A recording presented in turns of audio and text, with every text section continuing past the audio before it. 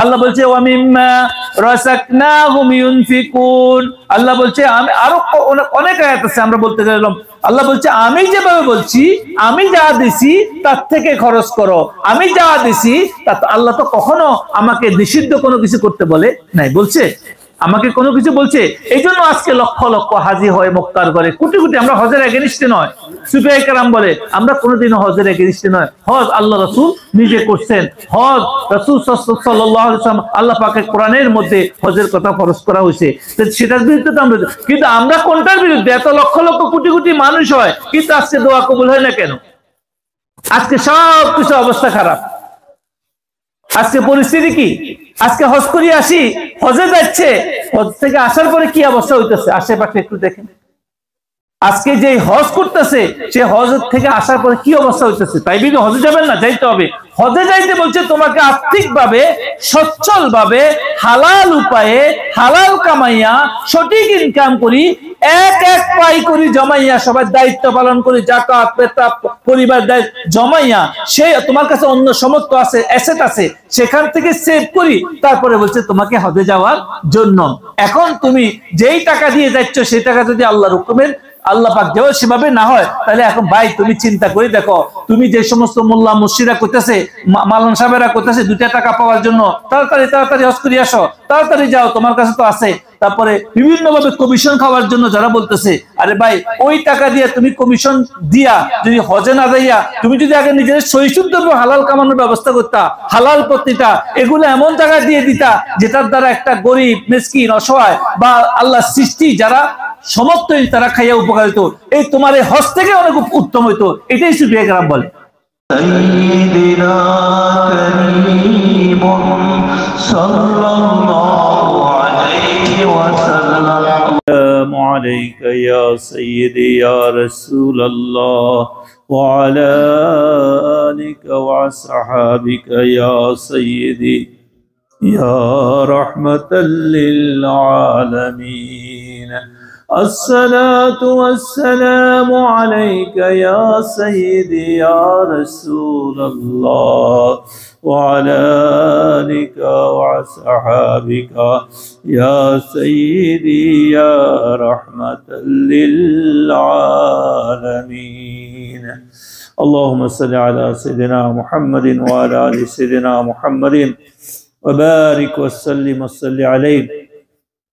الصلاة والسلام عليك يا سيدي يا رسول الله وعلى آلك وأصحابك يا سيدي يا حبيب الله.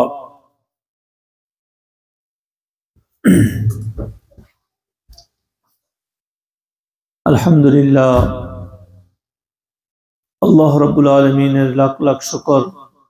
আল্লাহ রব্বুল আলামিন পবিত্র জিলহজ মাসের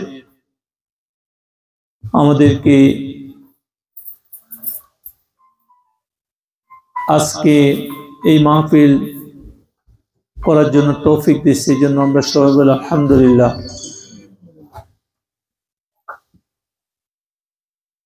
হজ আপনারা অনেকেই হজ করছেন, মাশাআল্লাহ, আল্লাহ আপনাদেরকে কবুল করুক। পবিত্র এই মাসের বিশেষত্ব হলো 9 তারিখ আরাফার মাঠে হাজিরা সবাই একত্রিত হয়।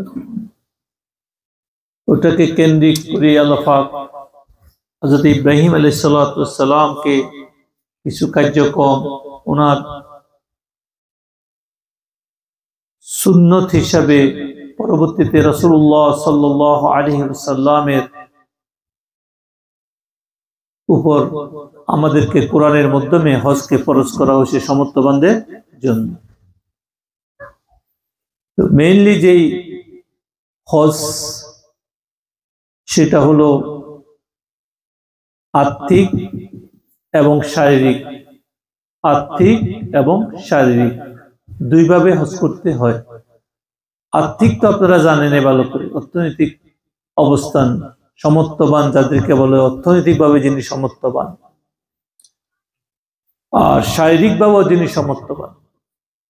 শুধু অর্থ থাকলে হবে না, শারীরিকভাবেও যাই এই সমস্ত কার্যক্রম করার মতো সমর্থ থাকতে হবে, হোঁশ থাকতে হবে তাকে।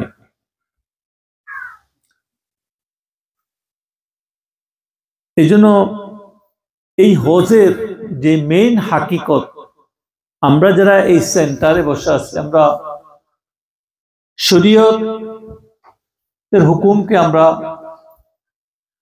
সবার উপরে শিরোধার্য ধরি। পরবর্তীতে সুফিয়ায়ে কেরাম শরীয়তের সাথে সাথে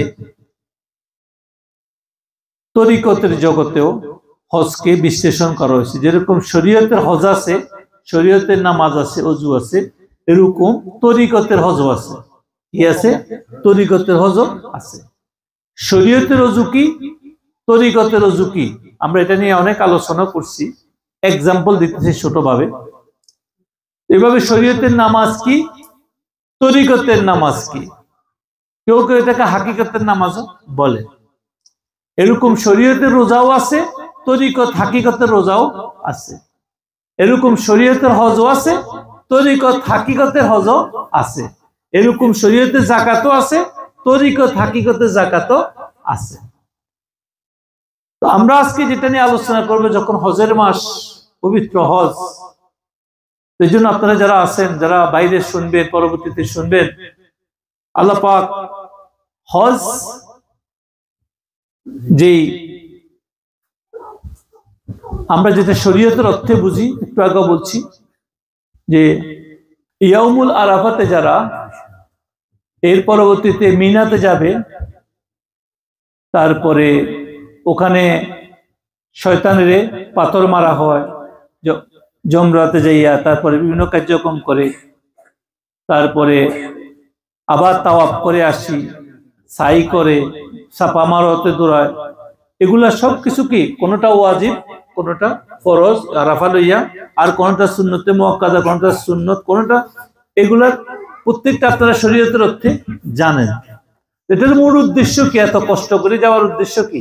যেরকম একটা মানুষ সবকিছু, সংসার, ধর্ম, অর্থনৈতিক ভাবে অনেক কষ্ট করে সেভ করি, জমাইয়া সবকিছু ছাড়ি আল্লাহর ঘর জিয়ারত করতে যায়। কেন যায়?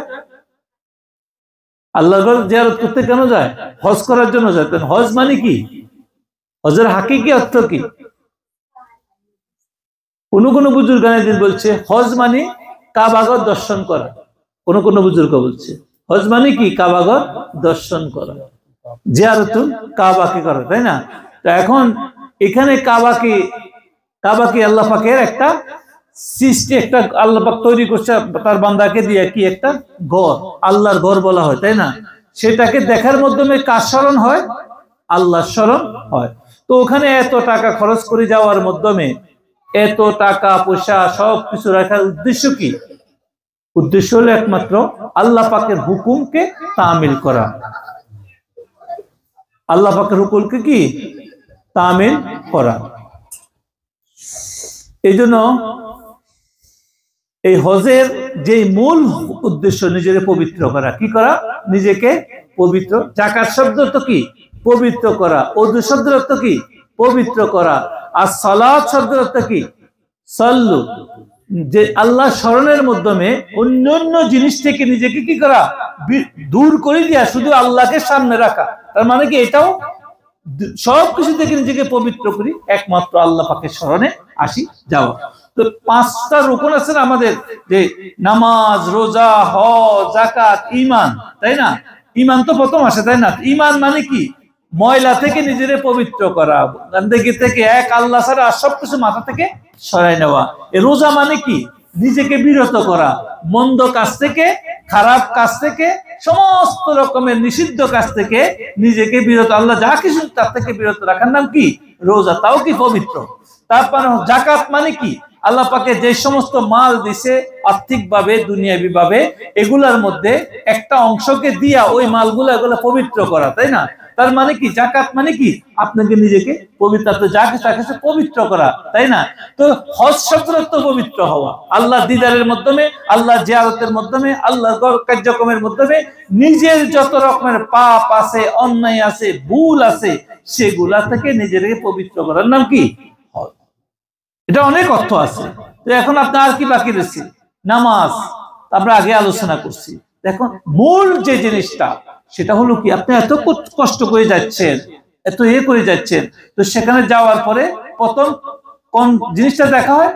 কাবাগরকে দেখা হয়। কাবাগরকে কি দেখা, কাবাগর দেখার সাথে সাথে বলা হয়েছে আল্লাহর ঘর কাবা, কাবা শরীফকে যখন দেখা হয় তখন একটা মানুষ এত কষ্ট করে যায়, এখন এত কষ্ট কম, প্লেনে উঠে আরামসে যায়, কিন্তু হজে তো অনেক কষ্ট করছিল। যখন একটু 50 বছর আগে যান, 20-30 বছর 40 বছর আগে যান, অনেক কষ্টকর ব্যাপার ছিল হজে যাওয়া। যারা আমাদের দাদারা গেছে, বাপরা গেছে, মুরব্বীরা গেছে, তাদের থেকে শুনেন যদি কেউ বাঁচে থাকে, অনেক কষ্টকর হজ ছিল। যে সফর কি কষ্ট, এরকম কষ্টের পরে যাওয়ার পরে তারা যেই মানসিক ভাবে আল্লাহর গড় দেখার সাথে সাথে, এটাকে বুঝলেন যে ক্ষমার সামানা, যে বাইতুল্লাহকে দেখার সাথে সাথে তাদের ভিতরে আল্লাহর গড় দেখার সাথে সাথে পুরা কষ্ট শেষ হয়ে যেত। একটা মা যেরকম সন্তান জন্ম দেওয়ার পরে যখন মাকে বলা হয় তোমার সন্তান হয়েছে, তখন মায়ের সমস্ত দুঃখ কি ভুলে যায়। এরকম একটা মানুষ সারাদিন পরিশ্রম করার পরে, সারা মাস পরিশ্রম করার পরে যখন বেতনটা হাতে পায়, কষ্ট করে সবকিছু পায়, তখন কি সবকিছু সে কি ভুলে যায়। এরকম একটা মানুষ যখন সব কষ্ট করে মক্কা যায় আর আল্লাহর ঘরকে যখন দেখে, তার মনের শান্তি কি আসি যায়। তো আমরা যেটা বলতেছিলাম, এটা হলো কি হজ, যেটা শরীয়তের হজের আলোচনা করতেছি। এই চোখ, এই দেহ, এটা কি আমাদের ফিজিক্যাল বডি। তো আমরা এখন ভাবা উচিত যে এই চোখের কাবা যাকে আমরা দেখি, এই দেহ দিয়ে যে কাবাকে সেজদা করি, সেই কাবা বাইতুল্লাহ জিয়ারত করতে যাওয়ার আগে কিছু কন্ডিশনও দিছে আমাদেরকে। কি দিছে? কিছু কন্ডিশন লাগাইছে, কিছু শর্ত লাগাইছে। বলছে আপনাকে সমর্থবান হইতে হইব অর্থনৈতিক ভাবে। আর কোন সমর্থবান? আপনার কাছে যেই টাকা পয়সা আছে, যেটা দিয়ে যাবেন, যেটা কামাচ্ছেন, সেটা আপনাকে আল্লাহর হুকুম মতে করতে হবে। আল্লাহর হুকুম মতে কি করতে হবে? সেটাকে কামাইতে হবে, এবং আল্লাহর হুকুম মতে কামাইয়া সেটাকে সেভ করি এবং পরিবার পরিজনের দায়িত্ব পালন করি, অবশিষ্ট অংশ লইয়া হজে যাওয়ার জন্য বলছে। বুঝে আসছে কথাটা? তার মানে কি, হজের জন্য প্রথম কন্ডিশন কি? আপনাকে আর্থিকভাবে সচ্ছল হওয়া। তো অর্থটা কোন অর্থ? যেটা শরীয়ত সম্মতভাবে আল্লাহ এবং তার রাসূল সাল্লাল্লাহু আলাইহি, আল্লাহ পাক যেভাবে হুকুম দিয়েছে, রাসূলুল্লাহ সাল্লাল্লাহু আলাইহি ওয়াসাল্লাম যেভাবে দেখাইছে, সেইভাবে কামানোর পরে যদি সমর্থ হয়, তারপরে বলছে হজে যাওয়ার জন্য, শরীয়তের হজ এটা। এরপরে বলা হয়েছে আপনাকে সুস্থ থাকতে হবে। সুস্থ কিভাবে? দৈহিকভাবে সুস্থ থাকতে হবে, পাগল হইলে হবে না, আপনাকে যেটা করার মতো অবস্থান থাকতে হবে। এটা উলামায়ে ফুকা যারা, তারা অনেক এটার ব্যাপারে, যারা বিভিন্ন বিষয়ের ব্যাপারে অনেক কন্ডিশন রাখছে, অনেক কিছু রাখছে তাদের জন্য। এখন দেখেন, যারা অর্থনৈতিকভাবে হারাম, ইলিগাল, আল্লাহ পাকের নিষিদ্ধ ভাবে, যারা আল্লাহ পাক যা কিছু নিষেধ করছে সেটাকে কামাইয়া যারা খায়, জীবন যাপন করে, এরপরে বড় অঙ্কের টাকা জমাইয়া যদি মক্কার ঘরে যা হজ করে, সেটা কি কোরআন এবং হাদিস দ্বারা কতটুকু বাস্তবসম্মত হবে যে হজটা হবে? কারণ এটা তো আর্থিক সচ্ছলতার কথা বলেছে। কি আল্লাহ বলছে ওয়ামিম্মা রাযাকনাহুম ইউনফিকুন। আল্লাহ বলছে, আমি আরো অনেক আয়াত আছে আমরা বলতে গেলাম, আল্লাহ বলছে আমি যেভাবে বলছি, আমি যা দিছি তার থেকে খরচ করো, আমি যা দিছি তা। আল্লাহ তো কখনো আমাকে নিষিদ্ধ কোনো কিছু করতে বলে নাই, বলছে আমাকে কোনো কিছু বলছে। এই জন্য আজকে লক্ষ লক্ষ হাজি হয় মক্কার ঘরে, কোটি কোটি। আমরা হজের এগেইনস্টে নয়, সুফিয়ায়ে কেরাম বলে আমরা কোনোদিনও হজের এগেইনস্টে নয়। হজ আল্লাহ রাসূল নিজে করছেন। হজ রাসূল সাল্লাল্লাহু আলাইহি ওয়াসাল্লাম, আল্লাহ পাকের কোরআনের মধ্যে হজের কথা ফরজ করা হয়েছে, সেটার বিরুদ্ধে তো আমরা, কিন্তু আমরা কোনটার বিরুদ্ধে? এত লক্ষ লক্ষ কোটি কোটি মানুষ হয়, কিন্তু আজকে দোয়া কবুল হয় না কেন? আজকে সব কিছু অবস্থা খারাপ। আজকে পরিস্থিতি কি? আজকে হজ করিয়ে আসি, হজে যাচ্ছে, হজ থেকে আসার পরে কি অবস্থা হইতেছে আশেপাশে একটু দেখেন। আজকে যে হজ করতেছে, সে হজ থেকে আসার পরে কি অবস্থা হইতেছে। তাই বিধি হজে যাবেন না, যাইতে হবে। হজে যাইতে বলছে তোমাকে আর্থিকভাবে সচ্ছল ভাবে, হালাল উপায়ে, হালাল কামাইয়া, সঠিক ইনকাম করি, এক এক পাই করি জমাইয়া, সবার দায়িত্ব পালন করি, যাকাত পেতাব পরিবার দায়িত্ব জমাইয়া, সে তোমার কাছে অন্য সমর্থ আছে, অ্যাসেট আছে, সেখান থেকে সেভ করি, তারপরে বলছে তোমাকে হজে যাওয়ার জন্য। এখন তুমি যেই টাকা দিয়ে যাচ্ছ, সেই টাকা যদি আল্লাহর হুকুমের, আল্লাহ পাক দেওয়া সেভাবে না হয়, তাহলে এখন ভাই তুমি চিন্তা করে দেখো, তুমি যে সমস্ত মোল্লা মুর্শিদরা করতেছে, মালান সাহেবেরা করতেছে 2 টাকা পাওয়ার জন্য, তাড়াতাড়ি হজ করে আসো, তাড়াতাড়ি যাও, তোমার কাছে তো আছে, তারপরে বিভিন্ন ভাবে কমিশন খাওয়ার জন্য যারা বলতেছে, আরে ভাই ওই টাকা দিয়ে তুমি কমিশন দিয়া যদি হজে না যাইয়া তুমি যদি আগে নিজের সহি শুদ্ধ হালাল কামানোর ব্যবস্থা করতা, হালাল পত্রিকা এগুলো এমন জায়গায় দিয়ে দিতা যেটার দ্বারা একটা গরিব মিসকিন অসহায় বা আল্লাহ সৃষ্টি যারা সমর্থহীন তারা খাইয়া উপকারিত, এই তোমার এই হজ থেকে অনেক উত্তম হইতো। এটাই সুফিয়া কেরাম বলে। কেন হইতো? কারণ তুমি তো নিজেই জানো তোমার কামাই কি, তুমি জানো 100% ঠিক আছে, তাহলে যাও ভাই, ফি আমানিল্লাহ, আল্লাহর মেহমান হইতে যাও। এখানে কোথায় যাচ্ছ? আল্লাহ পাকের মেহমান হইতে যাচ্ছ, আল্লাহর ঘরে যাচ্ছ, সেখানে তুমি ময়লা নিয়ে যাবা? তুমি সারা জীবন তার নিষিদ্ধ কাজ করছো, তার হুকুমের বাইরে করছো, কামাইছো যেটা সেটা, এখন সেখানে যাইয়ে তুমি এমন জীবনযাপন করো 5 স্টার না 7 স্টারে যে থাকতে হয়। কথা বুঝছে জিনিসটাকে? ঠিক আছে থাকো, তোমার সব আল্লাহ পাক দিছে, এটা যদি তোমার হালাল ইনকাম থাকে সেখানে কোনো বাধা নাই। আমাদের যেটা প্রশ্ন, এই জন্য বলা হয়েছে হজ মানে কি নিজেকে পবিত্র করা। আমার কথাগুলো আপনারা বুঝতেছেন যে আমাদের কথা সুফিয়া কেরামের কথা। আজকে আমাদের অধপতন কেন? আজকে আমাদের সমস্যা কেন? এত হজ করার পরে এত মনে তো কি শান্তি যে আমি যাচ্ছি। অবশ্যই সেখানে একটা বরকত আছে, যেখানে সর্বক্ষণিক আতর দোকান আছে না, আতরের দোকান, পারফিউমের দোকান, ওখানে গেলে আপনি কিছু হলেও পারফিউমের গ্রাম তো পাবেন না? আতর দোকানে গেলে চতুর্দিকে আতর লাগালে তো কিছু না কিছু গ্রাম পাবেন, তাই না? তো সেখানে আল্লাহ রহমত তো সবসময় পড়তেছে, গুনাহগারের লাগে পড়তেছে, নেকিগারের লাগে পড়তেছে, ভালো মানুষের লাগে পড়তেছে। তো সেখানে কিছু পায়, কিছু বরকত রহমত পায়। এটার দ্বারা আপনার যে ভিতর থেকে যে ময়লা সেটা কিভাবে সাফ করবেন, সেটার জন্য আপনাকে আল্লাহর হুকুম মানতে হবে। এই জন্যই বলা হয়েছে হজ করার জন্য প্রথম কন্ডিশন হলো আর্থিকভাবে সচ্ছলতা। আজকে সমাজে আমাদের হয়েছে কিয়ামতের আগে অনেক সুন্দর সুন্দর মসজিদ হবে, অনেক সুন্দর সুন্দর নামাজি হবে, অনেক মসজিদগুলো অনেক পরিপূর্ণ হবে, মসজিদগুলো মানুষের পরে, কিন্তু একজনেরও নামাজ আল্লাহর দরবারে কবুল হবে না। রাসূলই বলছেন কেন? কারণ মানুষগুলা কামাইবে হারাম, চলবে হারাম, এনজয় করবে, আর সেটা দিয়ে আল্লাহর ঘর বানাবে, আল্লাহর ঘরের নামে বিভিন্ন ইয়া করবে। হারাম কামাই আমি বলবে আমি বড় বড় মসজিদ বানাবো, মাদ্রাসা বানাবো।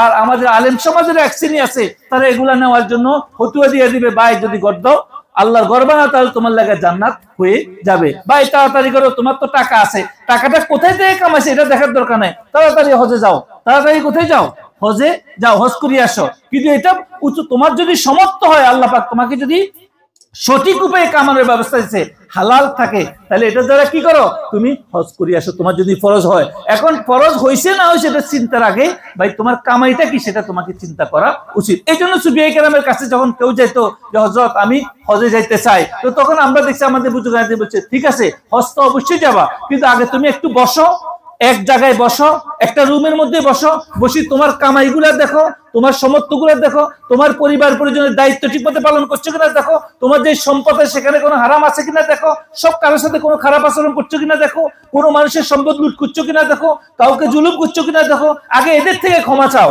এদের সম্পদ ওয়াপস দিয়ে দাও, যাদের সম্পদ লুট করছো, কোনো কিছু করছো তোমার দ্বারা, তুমি যদি ওগুলো শেষ করার পরে যদি দেখো যে তোমার জন্য কিছু আছে, তখন সেগুলা নিয়ে আমার কাছে আসো, তার তোমার অনুমতি দিব, হজে যাইয়া আসো। এখন তুমি আগে তো এখনো তুমি এগুলা লয়ে আসো, এখনো তুমি গাত্তারামি করতেছো, সরকারি চাকরি করছো, ঘুষ খাইছো, কত মানুষের কষ্ট দিছো, এখন তুমি পেনশন পাইয়া করতেছো আমি হজে যেতেছি, টাকাটা কোথায় তোমার? তুমি কামাইছো মাসে 20,000, পরিবার প্রয়োজন খরচ দিয়া, এখন তোমার 10 তলা 20 তলা বাড়ির মালিক, তুমি যাওয়ার সময় তুমি হাই স্টার করে যেতেছো, তুমি ছিল পুলিশ অফিসার, তুমি ছিল ম্যাজিস্ট্রেট, তুমি ছিল সামান্য একজন সরকারি চাকরিজীবী, এখন তোমার এত বড় বাড়ির মালিক, তুমি সম্পদের মালিক, তুমি কোথায় থেকে আসছে এই টাকা? তুমি একটু যাই 10 মিনিটের জন্য গবেষণা করো, এরপরে যাই তোমার কাছে যে সমর্থ আছে, তুমি ব্যবসা করতা, কত মানুষের সাথে ঠকাইছো, কিভাবে ঠকাইছো দেখো, একটু চিন্তা করে দেখো। আর কোনো তোমার দ্বারা কোনো মানুষের ক্ষতি হয়েছে কিনা, কাউকে জিল্লতি দিছো কিনা, আগে এটা ভাবো, তুমি নিজে ভাবো বসি, তারপরে যে তুমি তো যাবা আল্লাহর ঘরে, তুমি কোথায় যাবা? আল্লাহ, এখানে তো আল্লাহ আছে, কিন্তু ওখানে খাস হইতে যেতেছো, হজ করতে যাইতেছো, আল্লাহ খাস বান্দা হইতে যাইতেছো, তাহলে আগে তুমি আগে নিজেকে খাস করো, আল্লাহর হুকুমের মধ্যে নিয়ে আসো। কমাস কম এতদিন তো নাফরমানি করছো ভাই, ভুল করছো, এখন তো কমাস কম মনের মধ্যে ভয় আছে, এখন কমাস কম কেউ তোমার কাছে 10টা টাকা পাইবো, ওই টাকাটা শোধ করে দিয়ে যাও। কারোর উপর জুলুম করছো, তার কাছে বলো ভাই আমার আগে মাফ করি দাও। তোমার কাছে 10টা টাকা কেউ পাইবো, তাকে দিয়ে আসো। তোমার পরিবার পরিজনের কারো হক নষ্ট করছো, বোনের হক নষ্ট করছো, ভাইয়ের হক নষ্ট করছো, পাড়া প্রতিবেশী তার থেকে ক্ষমা চাও। আমরা ক্ষমা চাই কিভাবে? খালি ফোন একটা করি, ভাই আমি হজে যেতেছি, আমার লাগে দোয়া করে আমাদের মাফ করে দিও, কিন্তু তার কাছে সে টাকাও পাইবো, ওটা বলবো না। আপনার টাকাটা আমি দিয়ে দিই, বা তার টাকাটা মারি খেয়েছে, এটাও বলবে না। আজকাল তো মোবাইলের যুগ, ফেসবুকের যুগ, স্ট্যাটাস দিয়ে দিব আমারে মাফ করে দিন আপনারা, কিন্তু সে লক্ষ লক্ষ টাকা জনগণ যে সরকারি চাকরি করে, রাষ্ট্রের চাকরি করে, সে যদি 1 টাকা মারে, বাংলাদেশের যদি রাষ্ট্রের মানে ইউকে রাষ্ট্রের মারে, এই দেশের যত জনগণ, বাংলাদেশের যত জনগণ সবার কাছে টাকা ক্ষমা চাইতে হবে এক এক করে যাইয়া, নইলে তার কোনো ক্ষমা নেই। হতুয়া অনুযায়ী বুজুর্গায় দিন বলছে রাষ্ট্রের একটা সম্পদ 1টা টাকা যদি কেউ যদি মারে, ওই 1টা টাকা 1টা পয়সার মালিক সমস্ত রাষ্ট্রের যত জনগণ সবাই। এখন আপনি কয়েকজনের কাছে মাফ চাইতে পারেন। এই জন্য সরকারি চাকরি অনেক বুজুর্গরা নিষেধ করতেন যে তোমরা খুব খবরদার হুঁশিয়ার, ছোটখাটো কোম্পানিতে চাকরি করে তো তোমার মালিকের কাছে মাফ চাইতে পারবা, পাড়া প্রতিবেশী একজনের কাছে তোমার ছেলে যায় তার ছেলে সন্তানের কাছে মাফ চাইতে পারবো, কিন্তু টোটাল রাষ্ট্রের প্রতিটা জনগণের কাছে তুমি কখন মাফ চাইবা? এই জন্য আমরা যারা মেজরিটি লোক যখন পেনশনে যায়, যখন সরকারি চাকরি শেষ হয়, যখন কোন রকম এরিয়া হয়, তখন কয় না আমি হজে যাই, হজ করি আসি, অথচ তার টাকা তার সম্পদ সে যদি একটু বসে চিন্তা করে, মেজরিটি কোনো না কোনো ভাবে সে অসৎ উপায়ে কামাইছে। এখন ওকেই চিন্তা করা, সেই জন্য আমাদের বুজুর্গ একদিন বলতো তুমি 10টা মিনিট বসো হজে যাওয়ার আগে, আগে নিজে বসো নিয়ত করার আগে। কোন মানুষের কথাই বলি পড়াশোনায় পড়িও না যে তুমি মুক্কার করে যাইবা হজ করতা, তো তুমি হয়তো ডাবল পানিশমেন্ট খাইবা, কারণ হজ করি তুমি আরো ডাবল পানিশমেন্ট, কারণ তোমার টাকা চুরির টাকা, ঘুষের টাকা, হারামের টাকা, এখন তুমি জুলুম করি করছো, যার সম্পদ সব জুলুমের সম্পদ, এই সম্পদ এই টাকা দিয়া তুমি আরেকজনকে দেখাই দিচ্ছ যে আল্লাহওয়ালা, আল্লাহর পেয়ারা, সে বসে এসেছে তোমার দিকে টাকা দিয়েছে, আর আল্লাহর দিকে টাকা বলেছে আল্লাহ আমরা তোমার পথেই তো আছি, আমাদের কি নজর হবে না, আমাদেরকে মক্কা নিবা না? আর তুমি জুলুমও করছো আর সিনাজর করে তুমি আবার মক্কার ঘর যাইতেছ। এই জন্য আগে আল্লাহর কাছে ক্ষমা চাও, যারা জুলুম করছো তাদের টাকা ফেরত দাও, যাদের সাথে খারাপ আছে তাদের কাছে মাফ চাও, তারপরে সমর্থতা করলে আল্লাহর ঘরে যাও, তখন যাই হজের। এখন আপনি আর্থিকভাবে সচ্ছল হয়েছেন, হালাল হয়েছে, এখন আপনি যান, সমর্থবান আছেন। এখন যাওয়ার পরে বলা হয়েছে, এখানে বলা হয়েছে এত কষ্ট করে যাওয়ার পরে এমন নিয়ত করি, সমস্ত অন্যায় সমস্ত রকমের ভুল স্বীকার করি, আল্লাহর বান্দা হইয়া আল্লাহর হুকুম মতে চলার পরে আল্লাহর বাড়িতে, আল্লাহর ঘর বাইতুল্লাহ শরীফ জিয়ারতের উদ্দেশ্যে যাইতেছে, হজে মাবরুর করার জন্য যাচ্ছে। এই ব্যক্তি যখন যায় দেখবে বাইতুল্লাহ শরীফকে দেখবে, আর সেখানে ঘুরে ঘুরে লাব্বাইক আল্লাহুম্মা লাব্বাইক লাব্বাইক লা শারীকা লাক লাব্বাইক ইন্নাল হামদা ওয়ান নি'মাতা লাকা ওয়াল মুলক লা শারীকা লাক, যখন এই কথা বলবে আর দেখতে থাকবে, তখন তার আর আল্লাহর দরমিয়ান যত রকমের বাধা আছে সব এক একটা করে দূর হয়ে যাবে, আর তখন তাকে আল্লাহ পাক তার অন্তরের মধ্যে রহমতের বাড়ি দিতে থাকবে। আর সে কি করবে? আর সে আজিমের দিকে চলে যাবে। হযরত ইয়াহইয়া মানউই রাহমাতুল্লাহ আলাইহি বলতেছেন কাবা ঘর আল্লাহর ঘর, সেখানে বছরে একবার, কতবার? বছরে একবার আল্লাহ পাকের নজর পড়ে হজের দিন শুধু। আর মানুষের দিল কাবা যেটা, অন্তর যেটা, সেখানের মধ্যে প্রতিদিন আল্লাহ পাকের নজর পড়ে। আর সেখানে একবার নজর যদি পড়ে, আর কারো যদি হালাল উপায়ে সৎ উপায়ে ইনকাম করার পরে স্বচ্ছভাবে সেখানে যে হজ করে, আল্লাহ যদি কবুল করে, হাদিস শরীফের মধ্যে আছে হজ্জাতুন মাবরুরাতুন খায়রুম মিনাদ দুনিয়া ওয়া মা ফিহা, বলতে একটা মকবুল হজ আল্লাহর দরবারে দুনিয়া এবং দুনিয়ার মধ্যে যা কিছু আছে এর থেকে কি উত্তম, এর থেকে কি উত্তম। এখন যেই ব্যক্তি এই সৎভাবে আল্লাহর ঘরে হজ করতে পারবে, এর থেকে উত্তম জিনিস আল্লাহ পাক তাকে দিবেন। এটা কি জাহিরি শরীয়তের হজ। এই দেহের কাবা হলো কি বাইতুল্লাহ, আর দিলের কাবা হলো বাইতুল মামুর। আর যখন বান্দা হক ভাবে যাবে, সৎভাবে যাবে, স্বেচ্ছাভাবে যাবে, গুনাহ থেকে বাঁচি থাকবে, পাকিজা হয়ে যাইব, পবিত্র হয়ে যাইব, আল্লাহ পাক তার জন্য আরশে আজিম খুলে দিবেন। বাইতুল মামুরে তখন তার দিদার হবে। এর আরো উপরে গেল উনি বলতেছেন, হযরত ইয়াহইয়া মানউই রাহমাতুল্লাহ আলাইহি বলতেছেন, এই জন্য বলতেছে যে ব্যক্তি তার দিল খুলে যাবে আরশে আজিমকে দেখতে পারবে। কারণ কিভাবে দেখতে পারবে? আল্লাহ এবং তার মধ্যে যত বাধা আছে, ওয়াল আছে, সবকিছু কি হয়ে যাবে? দূর হয়ে যাবে। এই জন্য আমরা আজকে কাবাগত দেখি, আমরা বাইতুল্লাহ দেখি, ওখান থেকে আসার পরে জিয়ারত করি, আসার পর আল্লাহ, এখন তো জিয়ারত ন, আমাদের এক বুজুর্গ বলছে এখন তো রাসূল সাল্লাল্লাহু আলাইহি ওয়াসাল্লামের হাদিস আসছে এমন একটা সময় আসবে মক্কা মদিনা মানুষ যাবে, এখন তো তোমরা কষ্ট করে যাও, ইবাদতের উদ্দেশ্যে যাও, এমন একদিন আসবে সেটা ঘোরা, এটা কি বলে টুরিস্ট স্পট, এটা কি বলে ভিজিট, মানে হলিডে রিসোর্ট হয়ে যাবে। রাসূলের হাদিসে আসছে, আজকে সেটাই হয়ে গেছে। আজকে মানুষ যাচ্ছে সেখানে হজ তো করতেছে, আজকে খাইতে যেতেছে, ঘুরতে যেতেছে, বাজার করতে যেতেছে, কিন্তু সত্যিকার অর্থে, কারণ সে আজকে কত কিলো স্বর্ণ কিনবো, কত কিলো বাজার করবো, সেই ধান্দায় ব্যস্ত আছে, কারণ তার ওই ইবাদতের দিকে কোনো খবর। কেন আসছে, কি জন্য আসছে, সেটা অনেকের মতো অনেকের আছে। আজকে মানুষ ব্যস্ত আছে সবকিছু নিয়ে। এই জন্য আমরা হজের বিরুদ্ধে নয়, আমরা ওই সমস্ত বান্দাদের বিরুদ্ধে যারা হারাম কামাইছে তো কামাইছে, এখনো আল্লাহর ঘরের সামনে যাইও ওই হারামের পয়সা দিয়া তারা এখনো নিজের গাত্তারামি করে চলে। সুফিয়া কেরাম বলতেছে এদেরকে আল্লাহকে ভয় করা উচিত। এরা কি ভয় পায় না? এরা কি মৃত্যুর ভয় নাই? এদের কি মৃত্যুর ভয় নাই? সারা জীবন তুমি এই জন্য হুঁশিয়ার হন যারা হজ করার নিয়ত করতেছেন, যারা সরকারি চাকরি করেন, যারা ব্যবসা করি, যারা বিভিন্ন কার্যক্রমে করি না কেন, যারা দেশে থাকি বিদেশে থাকি, কমাস কম আল্লাহর ঘরে হাজির হওয়ার আগে অল্প অল্প করে হালাল কামাইয়া জমানোর চেষ্টা করেন। যদি আল্লাহ কবুল নাও করে কমাস কম ওই হালাল টাকা দিয়ে কমাস কম আপনার জীবনে অনেক উপকার হবে। এই সিরিয়ার এক ছিল, এটা বলে আমি শেষ করব। সিরিয়ার এক বুজুর্গ ছিলেন, উনি আল্লাহর পেয়ারা ছিলেন। উনি কষ্ট করে সারা জীবন অল্প অল্প করে টাকা জমাইছেন, অল্প অল্প করে কি জমাইছেন। হচ্ছে মালিক বিন দিনার রহমতুল্লাহ আলাইহির সময় অন্যান্য বুজুর্গরা ছিলেন, এই ওয়াকিয়া হয়েছে মক্কা শরীফে। তো ওই বছর মক্কায় ওই বুজুর্গরা মক্কার হাতিব আছে না, হাতিব তো ছিলেন, যেটা এক্সট্রা জায়গাটা আছে না, হাতিব যে এক্সট্রা জায়গাটা যে মক্কার অংশ, তো সেখানে ওনারা দুজন বসেছিলেন। আর ওনার চোখে ঘুম ঘুম বা এসে গেছে। আর উনি দেখতেছিলেন দুইজন ফেরেশতা কথা বলতেছে, বলছে এই বছর কারো হজ কবুল হয় নাই। এই দুই বুজুর্গ তো আল্লাহর ওলি, এরা তো সবাই পেরেশান হয়ে গেল। একটু পর আরেক ফেরেশতা করতেছে না আল্লাহ কবুল করছে, কিন্তু এই মক্কার যত হাজি আছে তাদের উসিলা নয়। তাহলে কিভাবে হয়েছে? বলতেছে সিরিয়াতে এক ব্যক্তি যার হজের নিয়ত করছে কিন্তু সে হজে আসতে পারে নাই, তার দোয়ার কারণে আল্লাহ পাক এই বছর যত মানুষ হজে আসছে সবার দোয়া কবুল করছে। তখন ওই হজরতেরা দুইজনে দেখছে। এরপরে তারা কি করছে, সিরিয়ার ওই লোকের নাম লইয়া লইয়া ওই অঞ্চলে চলে গেছে, কষ্ট করে আসছে। ভাই এমন কি আমল তোমরা করলা, তুমি করলা যে তোমার উসিলায় আল্লাহ পাক এত বড় মক্কার এত মানুষ, আমাদের মতো আমরা কমবক গুনাহগার, অত বড় আল্লাহর ওলি, কত বড় আল্লাহর ওলি তারও আমাদেরকে আল্লাহ কবুল করে না, তোমার উসিলায় আল্লাহ পাক হজ কবুল করছে। এখন আসার পরে জিজ্ঞাসা করছে ভাই এমন কি আমল করছো?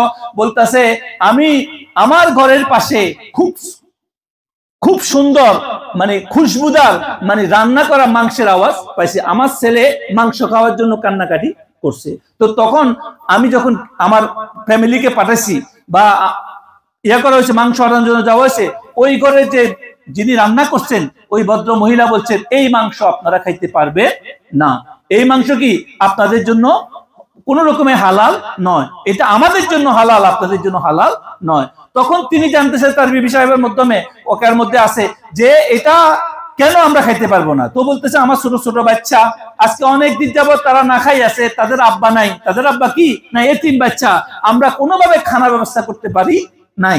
এই জন্য আমরা একটা মরা জানোয়ার ছিল, মরা উট বা একটা জানোয়ার, মরা জানোয়ারের আমরা ওখান থেকে মাংস আনি, রাত্রে এখানে পাকাইয়া বাচ্চাদেরকে খাইতে দিছি। এই জন্য উনি এই বুজুর্গ বলতেছে আমি তো কষ্ট করি হজের জন্য টাকা জমাইছি, এই টাকা দিতে আমি হজে যাব, আর আমার বাড়ির পাশে লোক না খাই আছে। আল্লাহ আমার এই মক্কা যাওয়ার কি গুরুত্ব আছে? আমার বাড়ির পাশের লোকই খাইতে পায় না। উনি সমস্ত টাকা নিয়ে হজের টাকা নিয়ে ওদেরকে দিয়া দিছে, বলছে তোমরা আগে সুন্দরভাবে বাচ্চাদেরকে নিয়ে খাওয়া দাওয়া করো। আর এই বুজুর্গের উসিলায় আল্লাহ পাক সেই বছর সমস্ত মানুষের হজ কবুল করছেন।